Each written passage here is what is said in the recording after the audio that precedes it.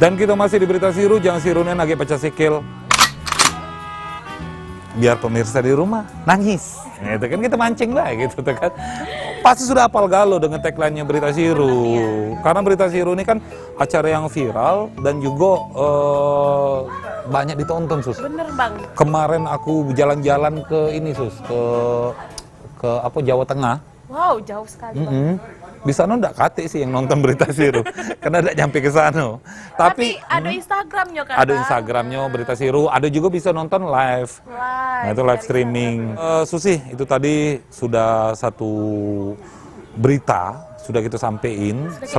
Dalam satu pekan belakangan yang viral yang terjadi di Palembang dan Sumatera Selatan, berita-berita kriminalitas dan yang Siru-Siru.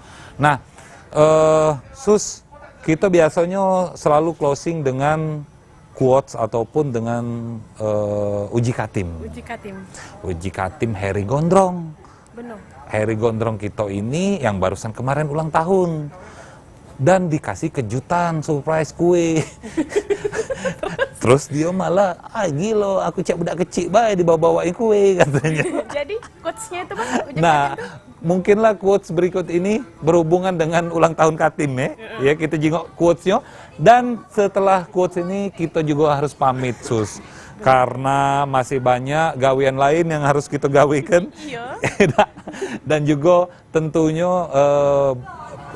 kita bakal ketemu lagi di acara selanjutnya. Pokoknya kita selalu mengangkat berita-berita yang siru dan viral di kota Palembang dan Sumatera Selatan. Terakhir, jangan sirunian, age pecah sikil, nangis.